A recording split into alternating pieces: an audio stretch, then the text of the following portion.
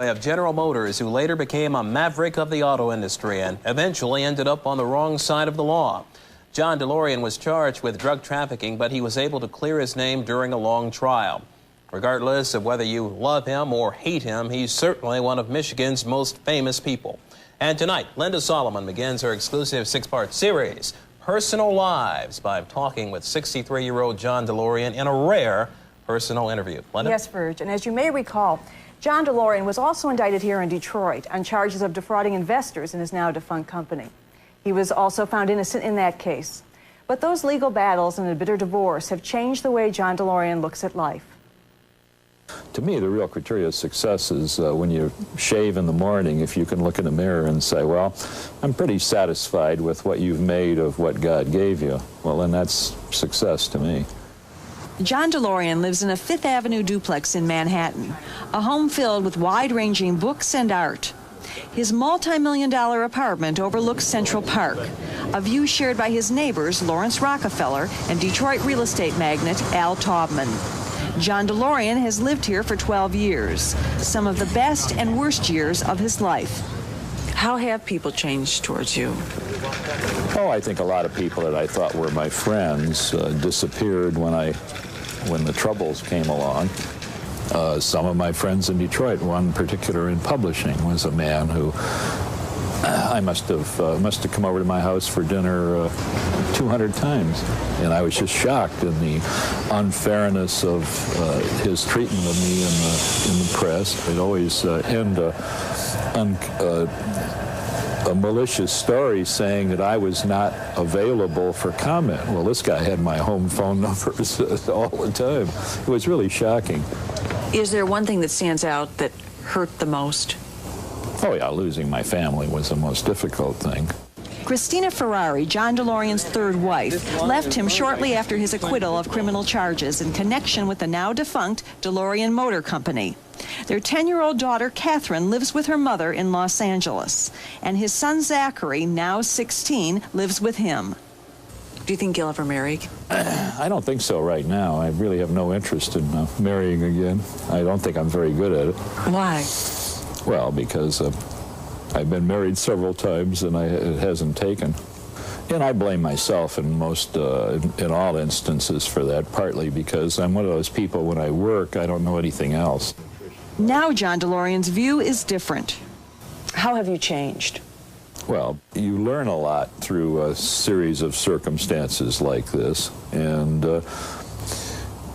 I think that I'm a lot better human being for it. I've certainly overcome all arrogance and false pride that I've had.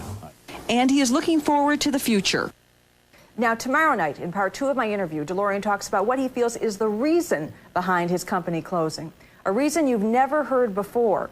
He also discusses his current projects, and he shares his view of his former employer, General Motors. Now, Linda began her series last night with a rare interview with former auto tycoon John DeLorean. Tonight, in part 2 of that interview, DeLorean talks about his life today and the reason he feels the DeLorean Motor Company collapsed. At one time, you said that you had contemplated suicide. Well, I think everybody goes through a stage when you're so depressed and so down.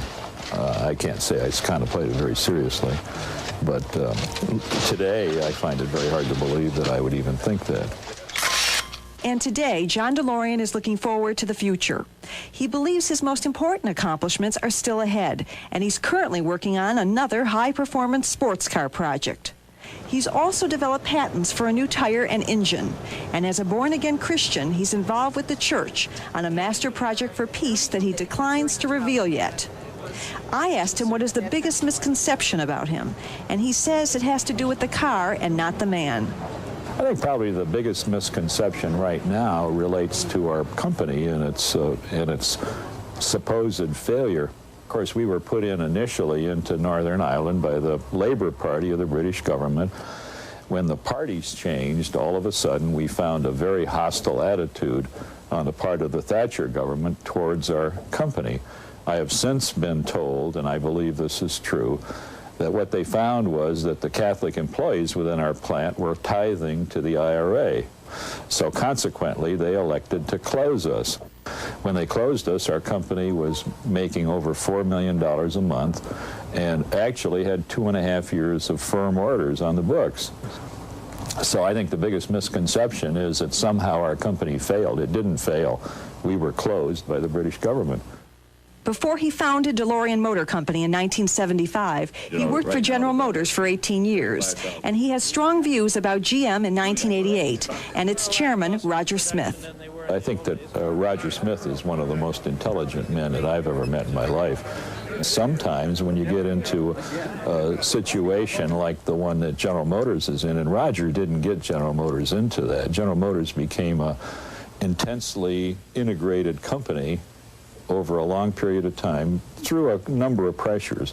One of them was the fact that the federal government wouldn't permit them to expand into other business areas when they had a surplus cash and earnings. John DeLorean has received publicity recently because of the movie Tucker, the true story of Preston Tucker and his doomed Tucker car. There have been comparisons between the two men and their dream cars. I haven't seen Tucker yet, although from what I've heard, I guess the analogy must be somewhat valid anyhow. And the interesting thing is all of a sudden now a number of people have been back at me wanting to do a movie of my life. And his life has changed so much during the last 10 years.